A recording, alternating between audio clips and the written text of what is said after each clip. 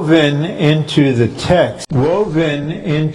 text of the book of Romans, No texto do livro de Romanos, de maneira impressionante, se pode ver o pico elevado da revelação divina. as defined by our brother Lee starting officially in 1994. Definido pelo irmão Lee quando ele começou oficialmente em 1994, o pico elevado da revelação divina nas Escrituras é que Deus tornou-se homem para que o homem torne-se Deus em vida e natureza, mas não na deidade, e não como um objeto de adoração. Portanto, primeiramente, mediante a encarnação, Deus tornou-se homem, o homem Jesus, e com base na redenção e ressurreição de Cristo, primeiramente, Ele próprio, em sua humanidade, tornou-se Deus em vida e natureza.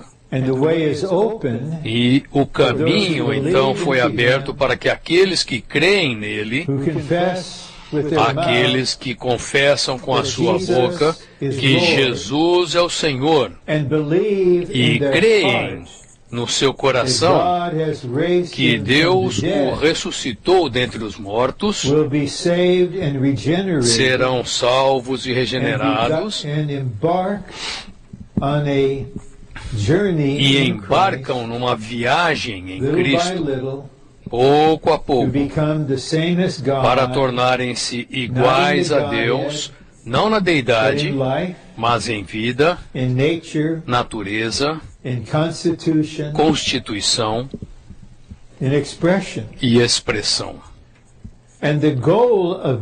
E a meta disso é produzir um complemento para Cristo, tipificado por Eva como complemento de Adão, sobre a qual ele disse: osso dos meus ossos e carne da minha carne.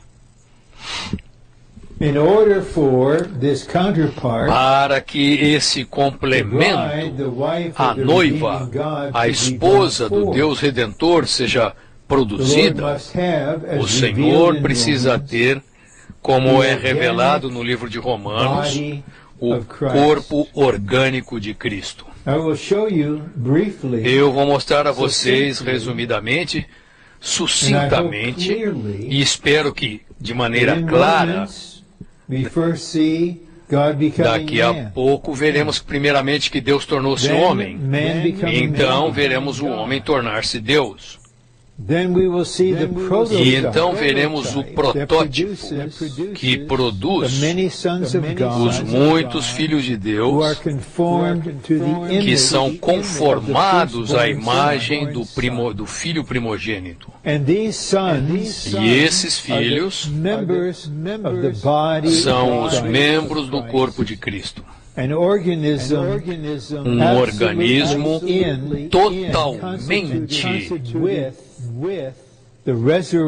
no Cristo ressurreto e constituído com a vida de ressurreição de Cristo. Romanos 8:3. Deus enviando o seu próprio Filho em semelhança da carne de pecado. O fato de Deus poder enviar o seu Filho na esfera do templo indica que, como revela o Evangelho de João, esse Filho na deidade é o Filho unigênito eterno de Deus.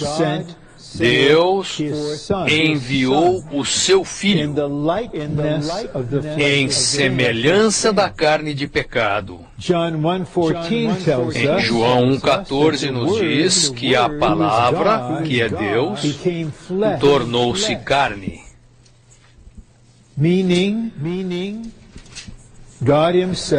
significando que o próprio Deus tornou-se um ser humano criado por Deus.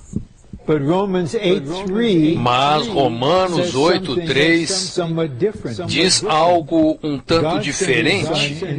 Deus enviou o seu Filho em semelhança da carne do pecado.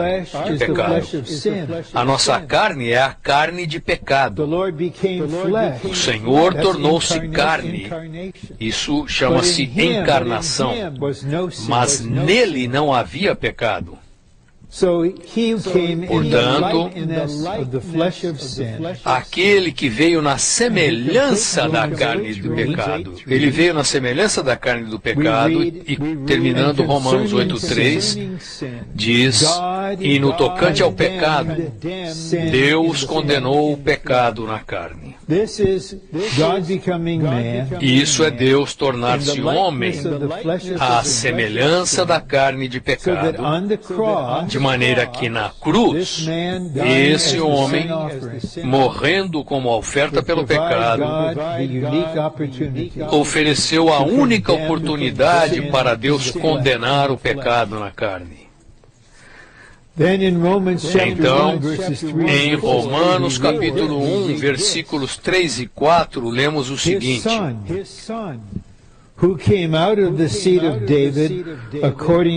que foi designado Filho de Deus,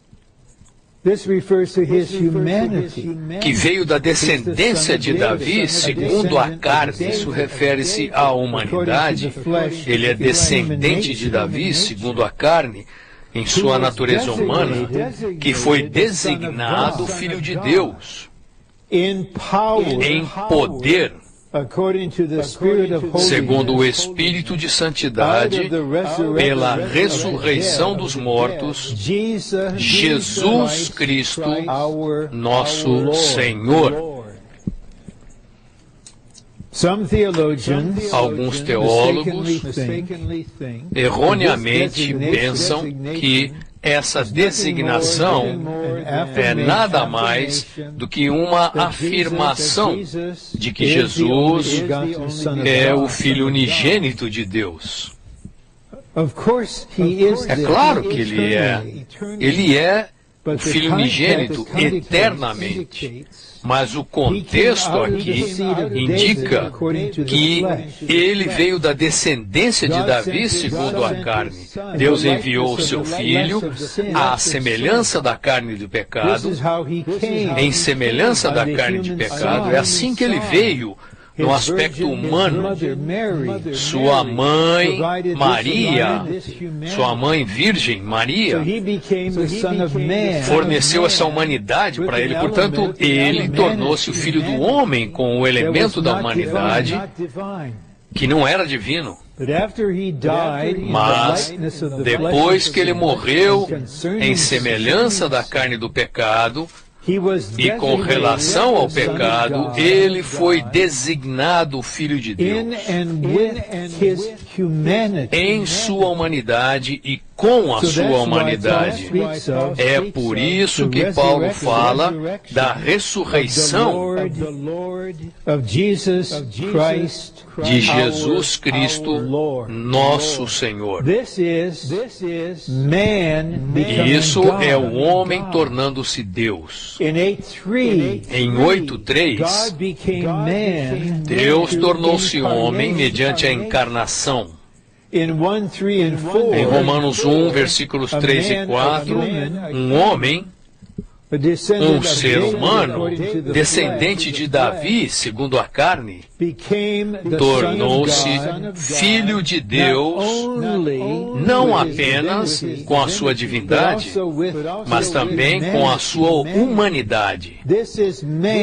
E isso é um homem, um ser humano com a natureza humana em ressurreição, introduzindo a sua natureza humana na filiação divina, em sua divindade. Portanto, o próprio Senhor corporifica e transmite esse pico elevado da revelação divina. Ele é Deus que tornou-se homem para morrer para a nossa redenção. Então, como Deus tornando-se homem, Ele é o Filho do homem, que ressuscitou, e em sua ressurreição, Ele tornou-se o Filho de Deus de uma segunda maneira, como o Filho primogênito. Por essa razão, Romanos 8:29 refere-se a Ele como o primogênito entre muitos irmãos. Na deidade, o nosso Senhor é o Filho unigênito.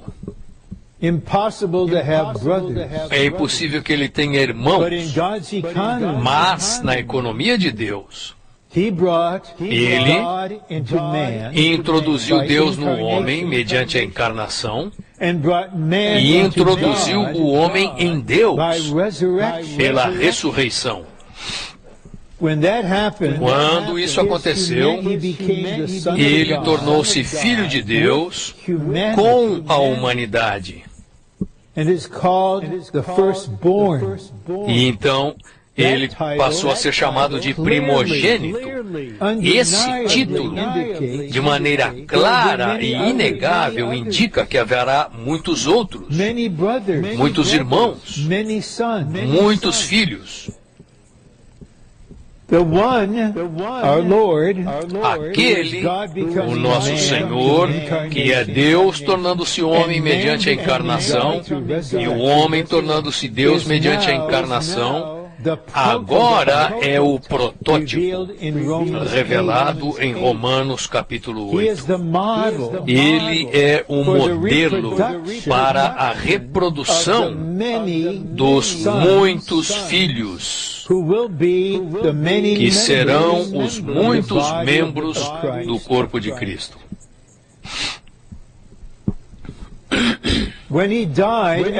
Quando Ele morreu como oferta pelo pecado, Ele morreu uma morte vicária, de maneira que Deus, em sua justiça, tendo aceitado a morte de Cristo a nosso favor,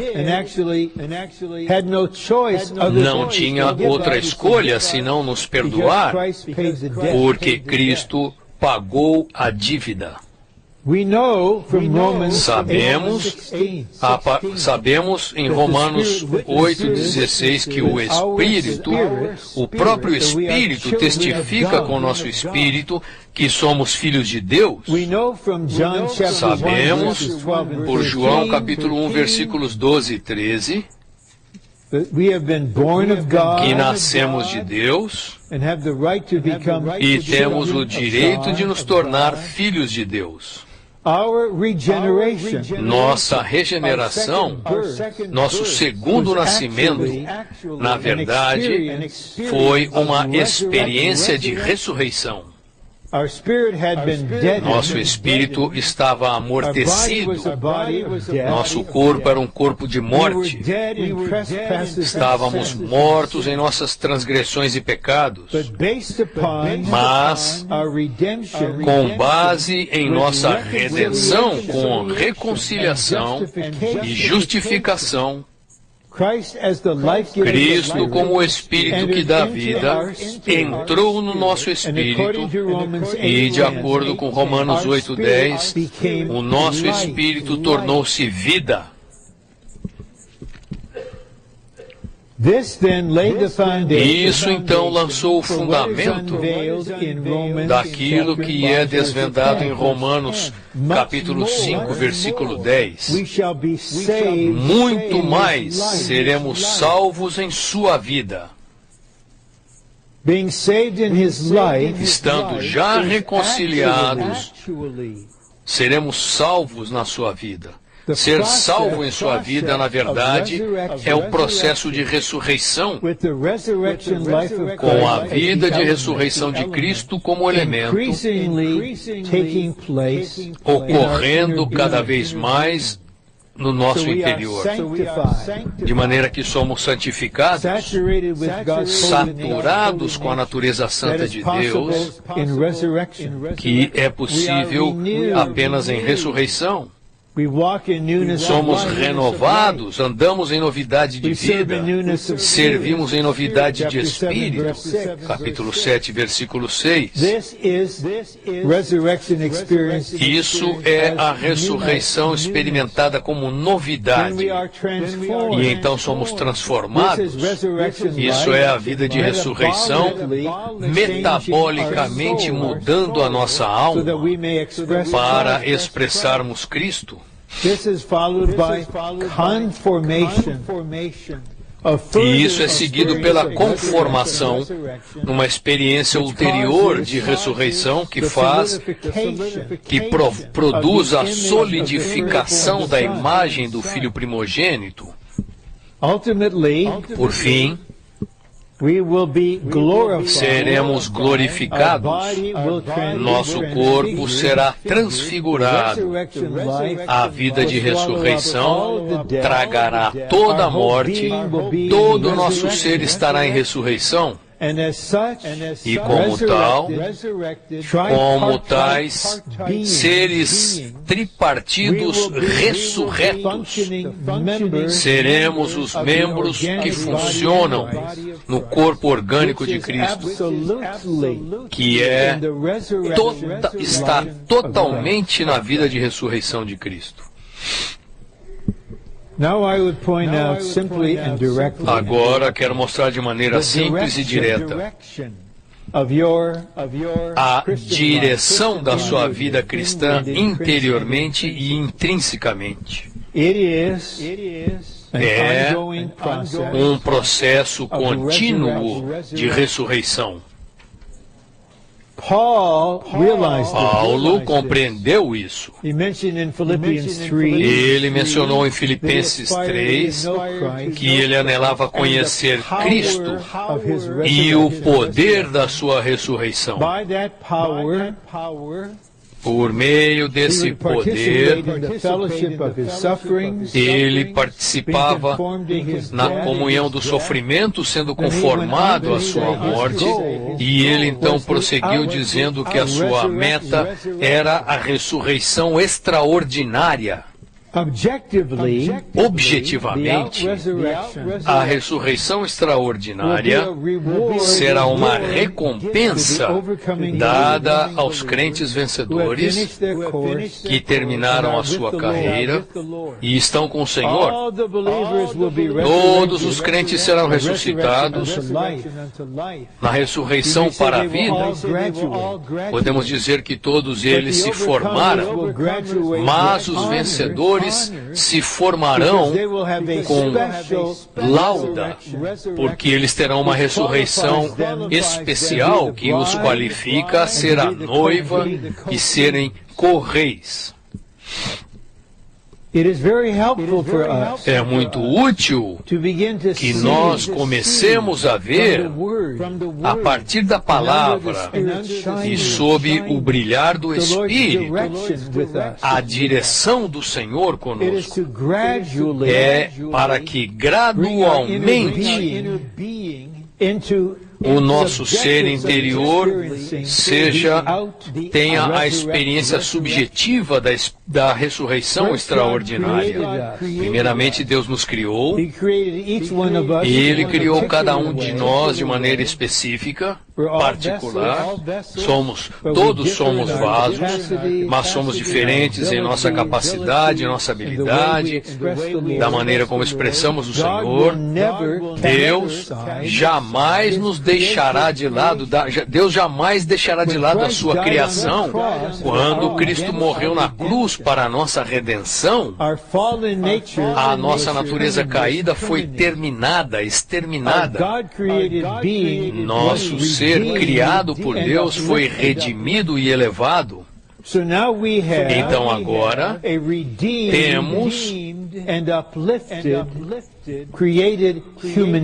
uma natureza humana redimida e elevada, porque o corpo de Cristo é um organismo totalmente em ressurreição. Cada parte do corpo, cada membro do corpo tem de ser um ser ressurreto. Portanto, um aspecto específico disso é que Deus nos criou com o que chamamos de capacidade natural. A sua inteligência, suas habilidades, seus talentos, seus dons. E essas coisas esperamos que se desenvolvam mediante a educação, e em determinado estágio algo misterioso começa a acontecer. O Deus que nos criou dessa maneira e nos deixou desenvolver-nos mediante educação e formação, e agora extermina tudo que é natural para introduzir todo o nosso ser na ressurreição, de maneira que a nossa capacidade torne-se uma capacidade ressurreta. Portanto, a vida cristã interiormente é uma jornada em direção à ressurreição. O primeiro passo foi a ressurreição do nosso espírito, que estava mortificado. Nosso espírito agora é vida. Agora temos a vida ressurreta no nosso espírito regenerado. E o nosso espírito é vida. Portanto, nosso Pai, em sua sabedoria, em sua soberania, por meio do Espírito, estará constantemente preparando todas as coisas nos estágios da nossa vida humana, e essas coisas cooperarão com a lei da vida, operando interiormente em nós, sob a intercessão do Cristo ascendido, e o Senhor então nos conduzirá passo a passo, passo após passo, nos levando para a ressurreição. Todos os crentes, durante todas as eras, todos os crentes de todas as eras, por fim, tornar-se-ão um ser em ressurreição, uma pessoa ressurreta. A única incerteza é se o processo acontecerá ou não durante a era da graça e durante os nossos anos nesta terra, ou se, além dos nossos dias na terra, precisaremos, na era vindoura de 1000 anos, completar esse processo. No final do reino milenar, o reino de 1000 anos de Cristo, juntamente com os seus co-reis, a Nova Jerusalém será manifestada plenamente. Haverá um novo céu e nova terra, e toda a cidade está em ressurreição. Podemos nos referir a ela como a cidade de ressurreição. Esse é o destino final de todo crente redimido e regenerado. Se começarmos a ver isso,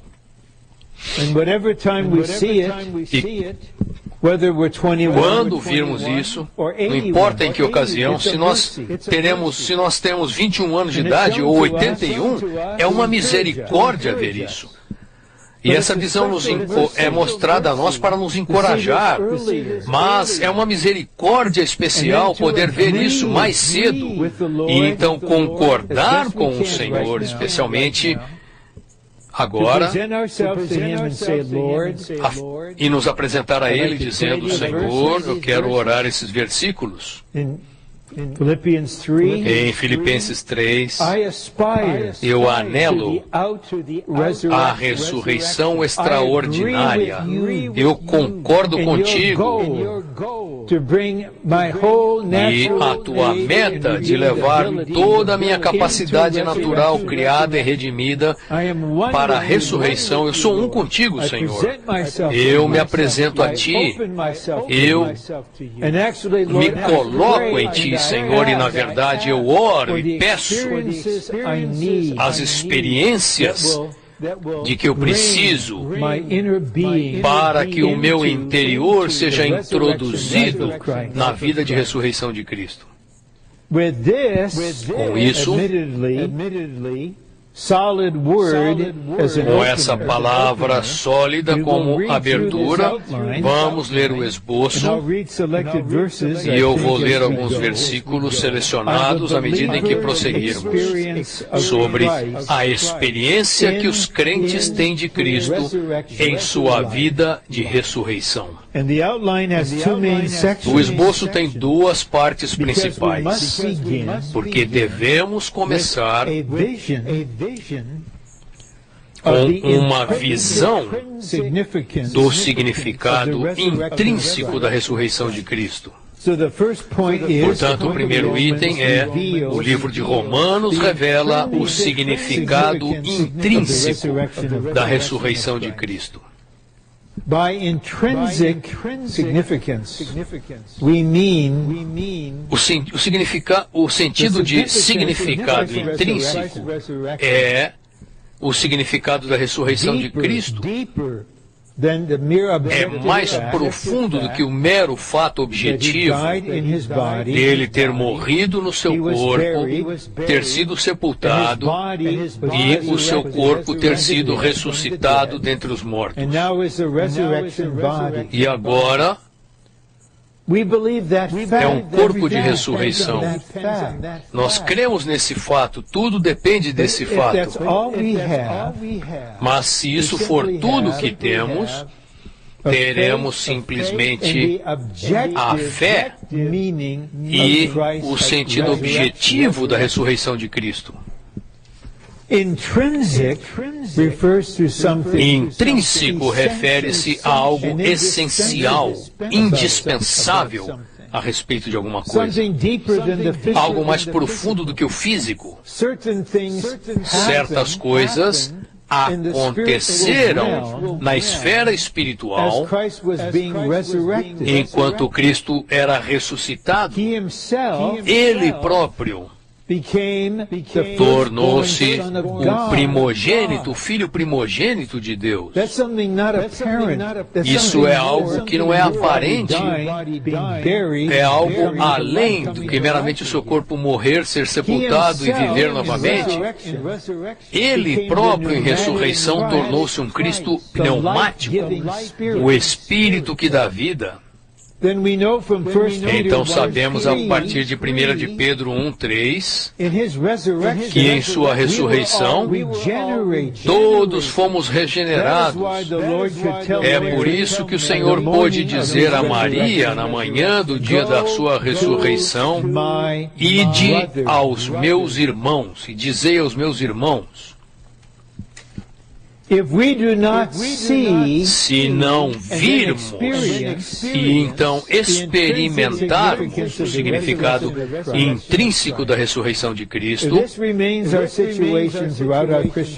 isso permanecerá sendo a nossa situação por toda a nossa vida cristã, e não haverá como a economia de Deus ser realizada conosco.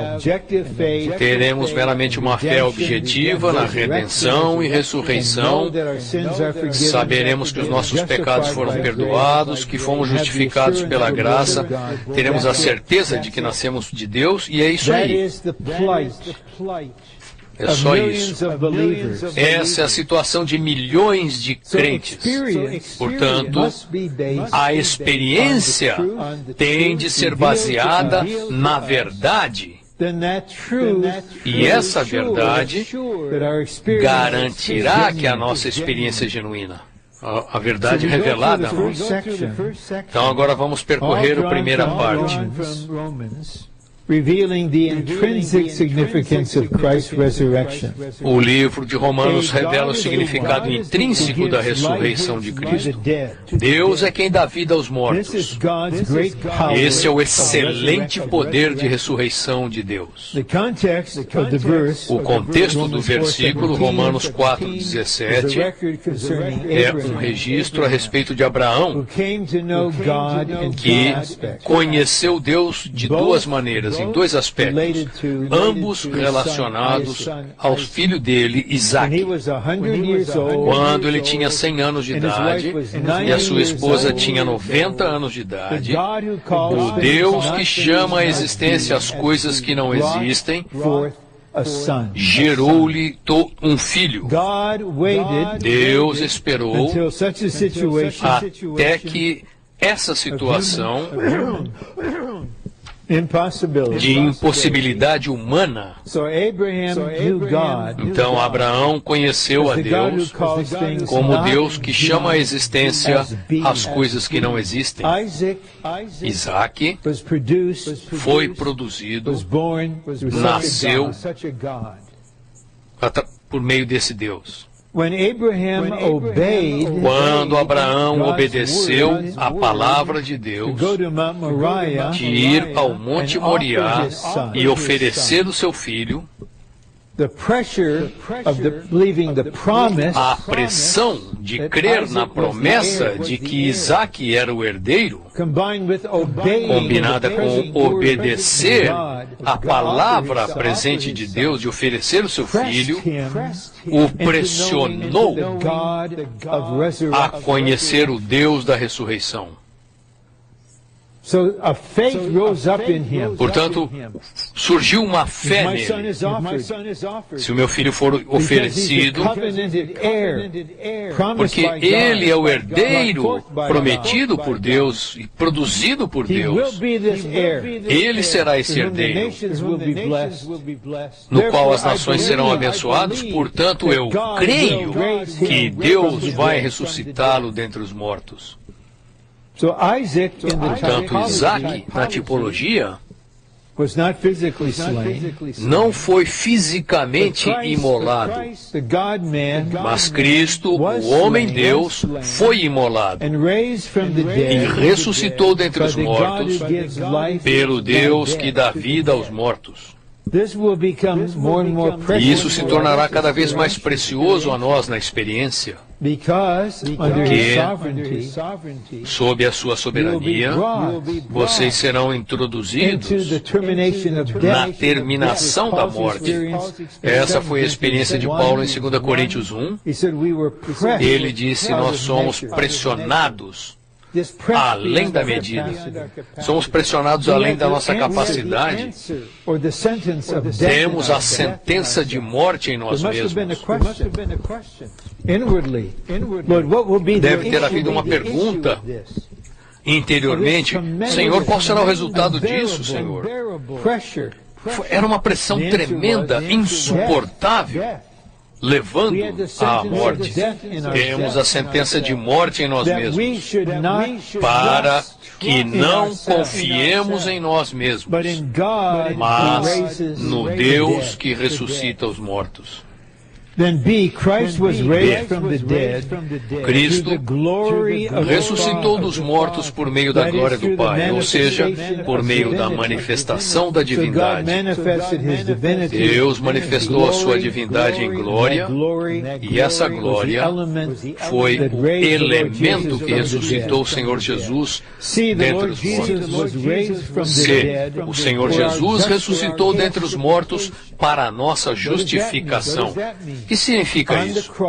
Na cruz, ele cumpriu as exigências da justiça, santidade e glória de Deus. No final ele disse, está terminado. Como sabemos que Deus aceitou a sua morte vicária por nós? Romanos 4:25 nos garante que, por Deus ter ressuscitado Jesus dentre os mortos, Ele estava declarando a todo o universo: o meu filho morreu para a sua justificação. O fato de eu ressuscitá-lo é uma prova de que eu aceitei esse pagamento de uma vez por todas. E o Cristo ressurreto está à direita de Deus. Isso é uma prova que Ele pagou o preço pelos seus pecados, e o Deus justo não irá e não pode pedir que você pague esse preço que já foi pago. Louvado seja Ele. Letra D. Cristo morreu e viveu novamente para ser Senhor tanto de mortos como de vivos. E Paulo diz em Romanos 14, ninguém vive para si mesmo, nem morre para si mesmo. Portanto, se vivemos, vivemos para o Senhor. Se morremos, morremos para o Senhor. Quer vivamos ou morramos, somos do Senhor. Portanto, o Cristo ressurreto é esse Senhor para nós. Vivemos para o Senhor e morremos para o Senhor. Portanto, quer vivamos, quer morramos, somos do Senhor. Essa é a revelação. Cristo morreu, Cristo viveu novamente para ser tal Senhor para nós. Não importa o que aconteça a nós.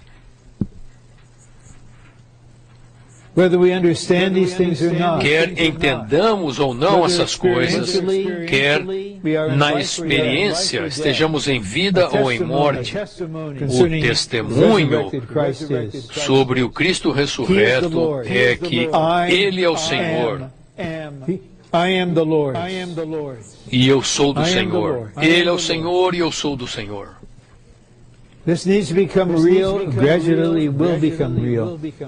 Isso gradualmente se torna real para nós.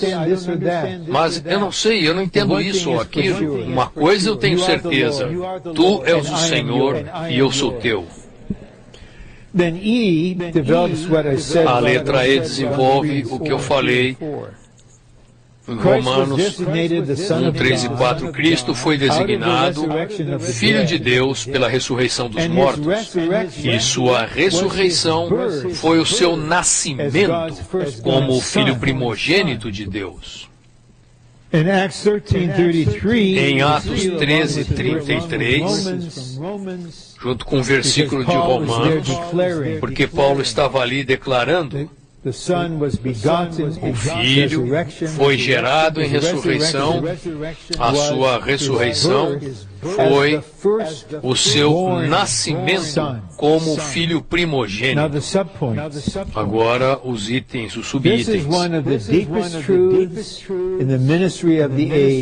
Essa é uma das verdades mais profundas no ministério da era, um dos ensinamentos mais cruciais no ministério do Novo Testamento. Então vamos entrar pouco a pouco nisso. Pouco a pouco, vamos absorvendo cada vez um pouco mais. De maneira que, por fim, isso está forjado, trabalhado em você. E quando você apresentar, você irá apresentar isso, irá falar, você até lutará por isso. Contra aqueles que cometem um erro, que, embora tenha estudado teologia em Princeton, ido para Cambridge, um professor estava dando uma aula sobre o livro de Romanos e disse aos alunos Depois de ter lido capítulo 1 de Romanos, versículos 3 e 4, ele disse que Paulo era um adocionista. Isso é a heresia do ensinamento de que Jesus era meramente um homem e que em determinado momento Deus o adotou como filho e declarou: agora tu és o meu filho. Mas esse estudioso de Cambridge, brilhante, esqueceu-se de Romanos 8,3. Às vezes você tem de ler a Bíblia, não linearmente, você tem de ler sob diversos pontos de vista, diversos ângulos. Deus enviou o seu filho. O filho já pré-existia com Deus. Deus enviou o seu próprio filho. Mas ele tornou-se o primogênito, filho primogênito. Ele era o filho unigênito. Deus não poderia ter outros filhos. Se ele não tivesse outros filhos, não haveria expressão coletiva.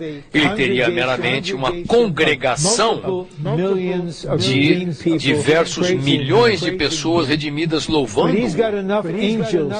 Mas ele já tem anjos suficientes para louvá-lo objetivamente. Ele quer muitos filhos expressando-o subjetivamente.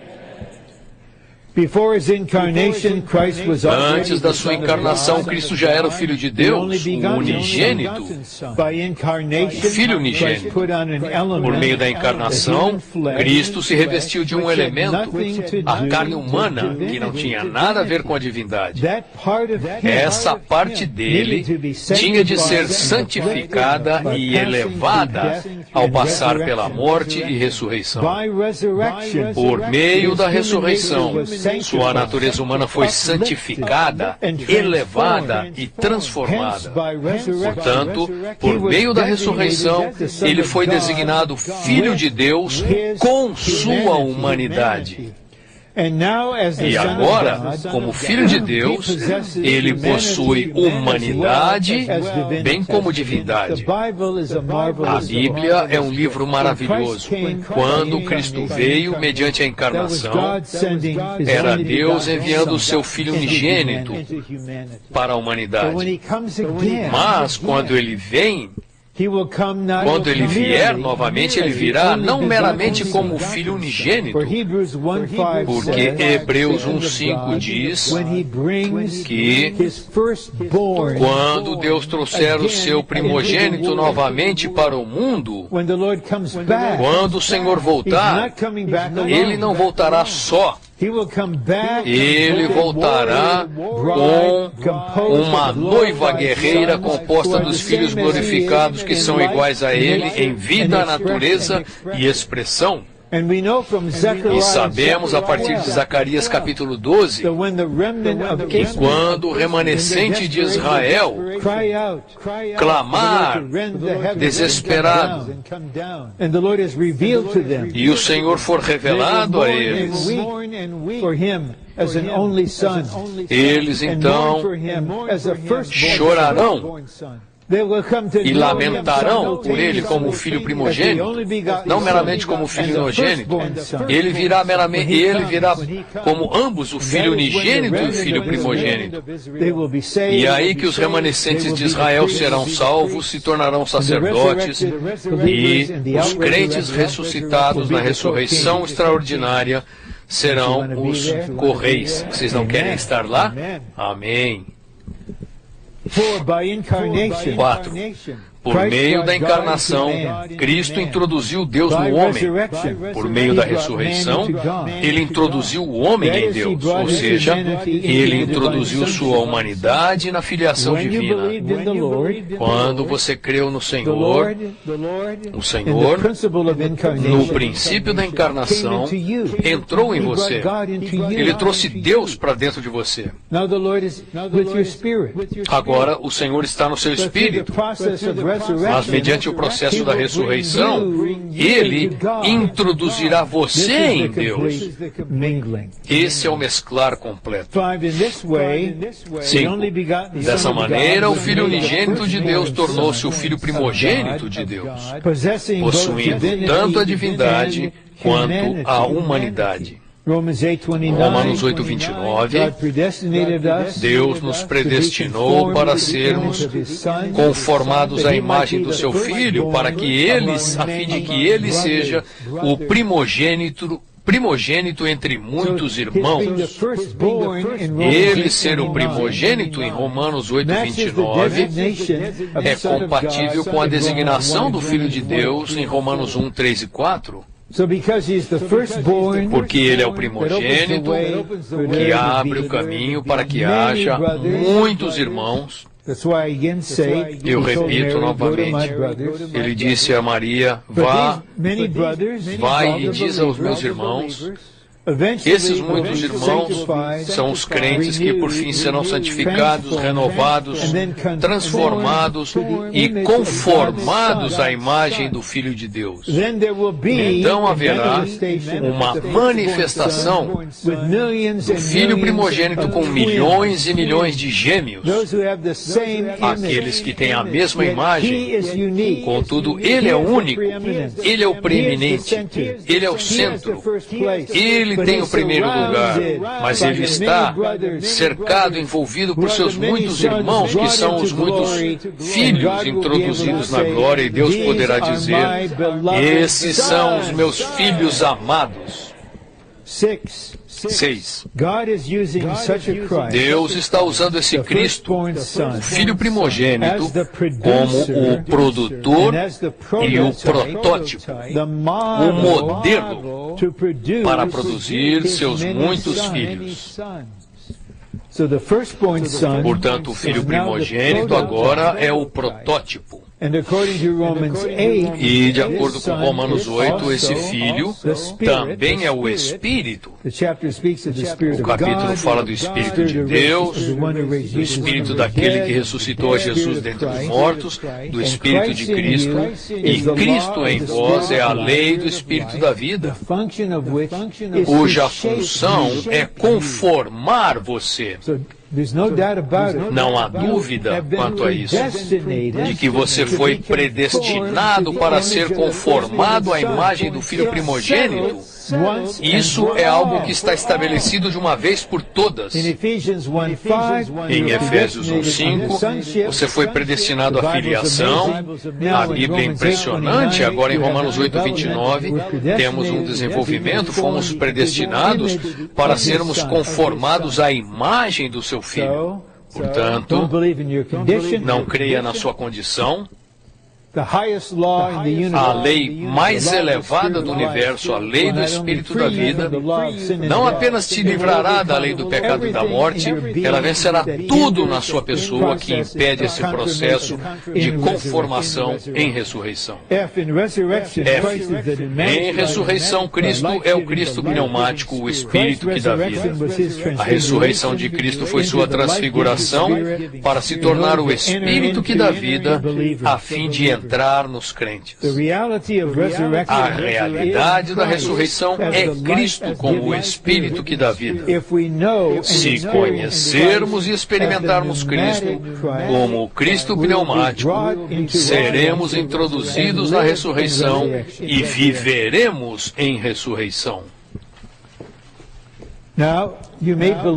Agora você pode crer, e é muito bom crer, em versículos como 1 Coríntios 15:45b, o último Adão tornou-se Espírito que dá vida. Você também pode crer em 2 Coríntios capítulo 3, o Senhor é o Espírito. E você também pode afirmar, no final de 2 Coríntios 3:18, ele é chamado de Senhor Espírito. Mas note, por favor, que o ponto 3 diz que nós conhecemos e experimentamos o Cristo pneumático. Se conhecermos e experimentarmos o Cristo pneumático, não meramente crer no ensinamento.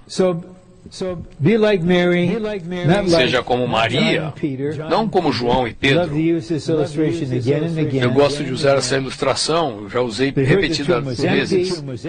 O túmulo estava vazio, eles foram ao túmulo, a pedra fora tirada, não havia ninguém no túmulo, Compiling the data here. e Grave clothes are here. eles estavam compilando os dados. O lençol estava ali dobrado, então He's raised from the dead. eles crendo no fato que ele ressuscitou dentre os mortos e saíram. Mas a amada irmã, como precisamos das irmãs? A irmã queria o próprio Senhor. Portanto, os irmãos nas primeiras 3 fileiras, vocês têm muita clareza sobre os dados, vocês podem inferir a verdade. Deus ressuscitou a Cristo dentre os mortos, mas vocês precisam das irmãs nas 3 fileiras atrás de vocês, porque elas estavam ali no jardim procurando o Senhor, preparando-se para levá-lo. Então ouvem uma voz que diz Maria. E ela foi a primeira a ver o Senhor, a ver o Senhor. Portanto, temos de orar, Senhor, faz com que eu conheça, te conheça e te experimente como Cristo pneumático. Esse ponto é ou não é uma transição? I'll say this again for some reason. A good Scrabble word is segue. Segue, man. Segue. Good, smooth transition. Essa é uma transição suave para outra parte do esboço, na qual somos introduzidos na ressurreição e vivemos em ressurreição. Agora chegamos ao Algarismo Romano 2, a segunda parte. O livro de Romanos desvenda aspectos cruciais das experiências de Cristo pelos crentes em sua vida de ressurreição. E o primeiro item é: se confessarmos com a nossa boca Jesus como Senhor e crermos no nosso coração que Deus o ressuscitou dentre os mortos, seremos salvos. Portanto, aqui queremos fazer um comentário, se não uma correção, expressando uma preocupação que eu tenho até determinado ponto, uma certa preocupação da possibilidade de pregarmos o Evangelho de uma maneira muito superficial, porque citamos Romanos 10, 13, pois todo que invocar o nome do Senhor será salvo. Eu falo com uma pessoa, ele fala, ó Senhor Jesus, então ele está salvo. Mas veja o contexto. Veja o contexto. Versículo 9. Se confessares com a tua boca que Jesus é o Senhor e creres no teu coração que Deus o ressuscitou dentre os mortos, serás salvo. Quando a pessoa invoca o nome do Senhor, esse invocar deve ser compatível com ele crer no seu coração que Deus ressuscitou a Jesus dentre os mortos. Pois com o coração se crê para a justiça e com a boca se confessa para a salvação. Porque a Escritura diz todo aquele que nele crê não será envergonhado. Pois não há distinção entre judeu e grego, uma vez que o mesmo é o Senhor de todos, rico para com todos os que o invocam. Porque todo aquele que invocar o nome do Senhor será salvo. Precisamos orar para que esse contato do Evangelho não meramente diga as palavras, ó Senhor Jesus. É necessário que alguém ore, Senhor, infunde fé nessa pessoa. Ele precisa crer no seu coração que Deus ressuscitou a Jesus dentre os mortos. Vou ler novamente o versículo 9 para ênfase. Se com a tua boca confessares Jesus como Senhor, e em teu coração creres que Deus o ressuscitou dentre os mortos, serás salvo. Nossa experiência de ressurreição começa exatamente aqui. Embora a morte de Cristo nos tenha redimido, somente a sua vida em ressurreição nos pode salvar. Somente quando cremos no grande milagre que Deus realizou nele ao ressuscitá-lo dentre os mortos, é que podemos ser tanto redimidos como salvos. Portanto, é claro que cremos e compartilhamos Romanos 10:13. Todo aquele que invocar o nome do Senhor será salvo. Mas, eu repito para ênfase, isso é precedido por crer no coração que Deus o ressuscitou dentre os mortos. Porque crer é para a justiça, isso é para a justificação. E a confissão é para a salvação. É o coração crendo e a boca confessando que dá a uma pessoa que não era salva o começo, e a ressurreição começa neles porque eles creem nisso. Com isso esclarecido, o versículo 14 diz: como porém invocarão aquele em quem não creram? Portanto, não estamos tirando esse versículo. Não importa se a pessoa crê ou não, simplesmente fala a palavra. Isso não é mágica, gente. Não é uma expressão mágica. Você está invocando o Cristo ressurreto, que morreu pela sua redenção e foi ressuscitado para a sua justificação. Como, porém, invocarão aquele em quem não creram? E como crerão naquele de quem nada ouviram? E como ouvirão, se não houver quem o proclame? Portanto, em nossa pregação do Evangelho, nós o proclamamos como o Cristo ressurreto. A nossa proclamação permite que o Deus que chama a existência as coisas que não existem, introduzir fé nessa pessoa, para ela crer no seu coração que Deus ressuscitou a Jesus dentre os mortos, e então confessar com a sua boca: Jesus é o Senhor. E crendo então invocar: Senhor Jesus, salva-me, Senhor Jesus. E após o batismo nos tornamos uma nova pessoa em ressurreição e andamos em novidade de vida. Ressurreição não é somente um estado futuro, mas também um processo presente. Capítulo 8, versículo 11. Se habita em vós o Espírito daquele que ressuscitou Jesus dentre os mortos, esse mesmo que ressuscitou Cristo dentre os mortos também dará vida aos vossos corpos mortais por meio do seu Espírito que habita em vós. Eu sei que os irmãos nas primeiras 3 fileiras é um pouco difícil de crer na sua mortalidade. Vocês se sentem invencíveis, indomáveis, mas por fim vocês compreenderão que têm um corpo mortal. E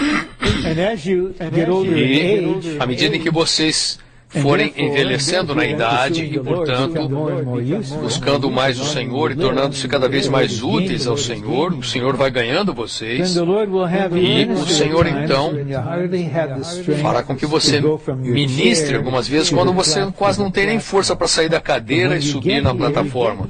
Mas quando você chega aqui, você descobre que algo está ocorrendo. O Espírito daquele que ressuscitou a Jesus dentre os mortos, ele habita em você, ele veio habitar em você. Portanto, aquele que ressuscitou a Cristo Jesus dentre os mortos, agora dá vida ao seu corpo mortal por meio do Espírito que habita em você. Portanto, andar em novidade de vida é viver hoje na esfera de ressurreição e reinar em vida. Viver na esfera de ressurreição é um viver que trata com tudo que é de Adão em nós, até sermos totalmente transformados e conformados à imagem de Cristo como o Filho primogênito de Deus. E isso é ser salvo em vida de tantas coisas que há em nós que são impedimentos. O Senhor não está chocado com o que está em nós. Ele nos redimiu objetivamente, nos justificou judicialmente, de maneira que Deus possa nos perdoar e podemos estar na presença de Deus em paz. Agora nosso espírito é vida por causa da justiça, e o Senhor que está no trono, antes de acordo com 8:34, e de acordo com Romanos 8:10, ele está nos guiando numa jornada de ressurreição em ressurreição, de ressurreição em ressurreição. Santificação, ressurreição. Renovação, ressurreição. Transformação, ressurreição. E prossegue cada vez mais. Eu lhes garanto que em 10 dias, sim, em 10 dias, quando os do quarto semestre estiverem aqui, são 48 de vocês se formando, certo? Vocês verão 48 seres que estão muito mais em ressurreição do que 24 meses atrás. Isso é um fato. Espere para ver. Espere a quando nós vermos você daqui a 5 anos. Espero que vocês me vejam daqui a 5 anos. Estamos todos no processo. Que futuro brilhante e glorioso temos. Podemos viver nessa esfera e reinar em vida. E experimentar a vida da ressurreição, lidando com todas as coisas negativas em nós. Não há nada em você que suporte o poder da vida de ressurreição de Cristo. 4. Assim como o elemento da morte de Cristo somente encontra-se nele, o elemento da ressurreição de Cristo encontra-se somente no próprio Cristo. Ele próprio é ressurreição. Portanto, quando você diz Senhor Jesus, eu te amo, você está dizendo ressurreição, eu te amo. Eu te amo, ressurreição, agora mesmo. Quero te abraçar, ressurreição. Quero expressar afeição por ti, ressurreição. Tu me estás tornando igual a ti em ressurreição.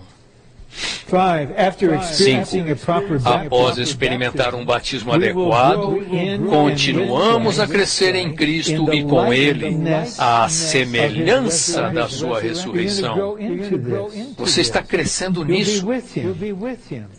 Para estar com Ele, isso é andar em novidade de vida. Onde quer que vá, que você vá no seu espírito, cada vez mais, você estará em novidade de vida. E então, quando você prossegue servir, em Romanos 7:6, fala que você estará servindo em novidade de espírito. FTTA, alumni, Vocês, esses 48, agora são muito mais novos do que eram em 2015. Sim! Vocês estão se tornando mais novos. O que a palavra diz é o seguinte: os santos de meia idade podem se relacionar com a primeira parte. O nosso homem exterior se corrompe. Nós podemos nos relacionar com isso, certo? Mas o homem interior é renovado. Se renova de vez em quando? Não. Uma vez por mês? Não, dia após dia. Dia após dia. Eu estou terminando este dia mais novo do que quando acordei hoje de manhã. E vocês também. Isso é ressurreição. Ele tornará tudo novo. Apocalipse diz: eis que faço tudo novo. Todo aquele que está em Cristo é uma nova criação. Eis que as coisas velhas passaram e tudo se tornou novo. A sua mente, a sua emoção, a sua alma, sua vontade, seu coração, tudo. Seu casamento será renovado. Ressurreição por toda parte. Mas você ainda é humano, um humano ressuscitado, se tornando novo a cada dia. Letra C. Em sua ressurreição, Cristo transcende a corrupção e a morte. Visto que somos um com Ele, nessa ressurreição, também as transcendemos. Esse é o hino 500. Nós compartilhamos a mesma posição dele. Todo esse poder grandioso é dado à igreja. Letra E. Se o Espírito daquele que ressuscitou Jesus dentre os mortos habita em nós, aquele que ressuscitou Cristo. Vamos voltar à letra D, porque eu não li a letra D. E eu não posso esquecer a parte do marido. Fomos unidos a Ele, o qual ressurgiu dentre os mortos, para o Cristo ressurreto como nosso marido. Nosso marido é ressurreição.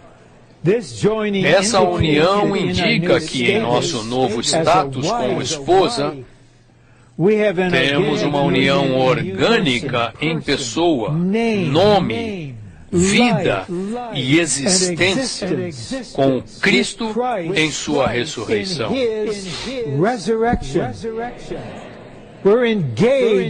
Estamos comprometidos com a ressurreição. Nós amamos a ressurreição e, portanto, iremos nos casar com a ressurreição. Ele é o nosso marido. Agora a letra E. Se o Espírito daquele que ressuscitou Jesus dentre os mortos habita em nós, não meramente existe em você, você tem de dar lugar para ele habitar. Aquele que ressuscitou Cristo dentre os mortos também dará vida aos nossos corpos mortais e a todo o nosso ser tripartido, a fim de executarmos a vontade de Deus de ter o corpo de Cristo. Da nossa parte, deixamos que o Espírito daquele que ressuscitou a Jesus dentre os mortos habite em nós. Se você for uma pessoa sensível, subjetiva, que fica se analisando as próprias orações enquanto está proferindo-as, você precisa de uma oração de backup. Ele fala: Senhor, eu me abro para Ti. É tão simples: Senhor, eu me abro para Ti. Senhor, e aí quando você fala isso, você está imaginando: será que eu estou aberto mesmo ou não? Então você deve orar: Senhor, me capacita a abrir-me para Ti, Senhor. Eu escolho deixar que Tu habites em mim. Essa é a sua escolha. He makes the proposal. E ele faz a proposta. I'm your husband in resurrection. Eu sou seu marido em ressurreição, eu te amo muito, I want to join myself to quero you me unir a ti and impart all that I e have transmitir tudo que tenho para to make you você, the same as I am. para tornar você igual a mim como o meu complemento. What will you say? O que você dirá? Will you say, I will? Você dirá sim? Amém? É isso, é tudo que você tem de fazer. And let the spirit of the one who raised you from E the deixe dead que o espírito dwell in me. daquele... That's all you got to do. Senhor, eu aceito que tu venhas e deixe que o espírito daquele que ressuscitou Jesus dentre os mortos dê vida a todo o meu ser e habite em mim. Você simplesmente tem de admitir que precisa disso. Admita que você precisa. Você está cansado, você é fraco, você não consegue. F. A última parte, e haverá bastante tempo para vocês compartilharem. A igreja, como corpo de Cristo, está totalmente na vida de ressurreição de Cristo. A igreja, como corpo de Cristo. Agora, as igrejas locais estão 80%, 90% na esfera física.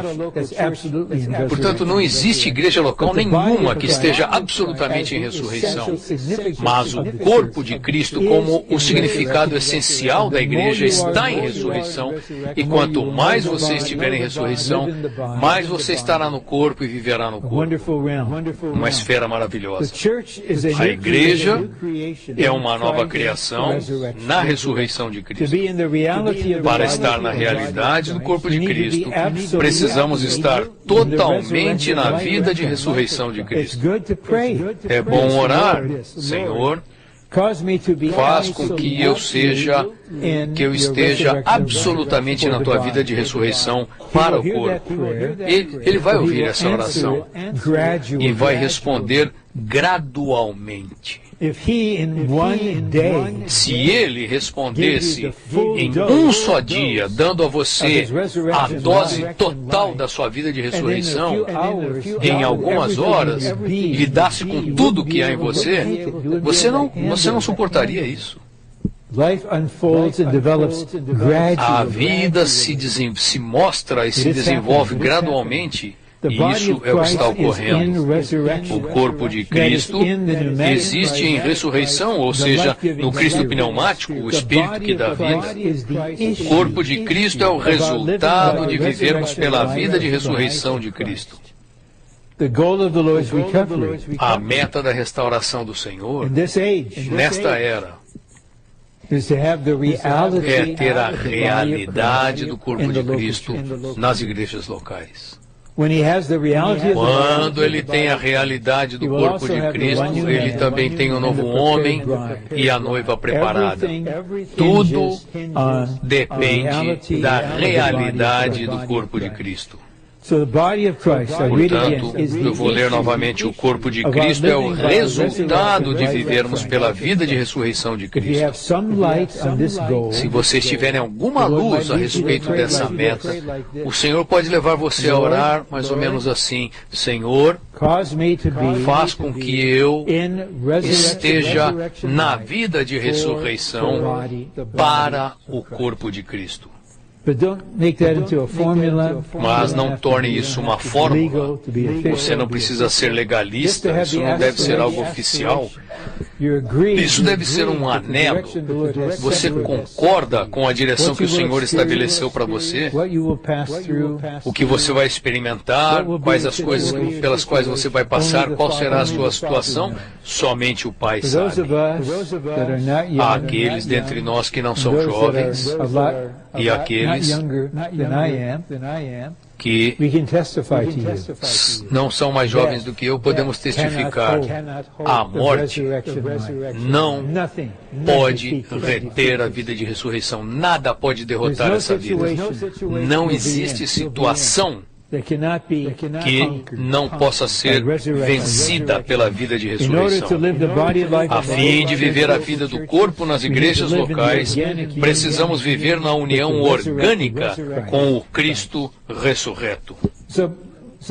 Please set up the microphones. Por favor, coloquem os microfones agora. And while the microphones are being set up, E enquanto os microfones são colocados, vamos usar uns 45 segundos para falar algo ao Senhor a respeito da sua aspiração de estar em ressurreição, de ter a experiência de Cristo dos crentes em sua vida de ressurreição. Lembrem-se, vocês vão casar-se com o Senhor ressurreição e serem a esposa da ressurreição.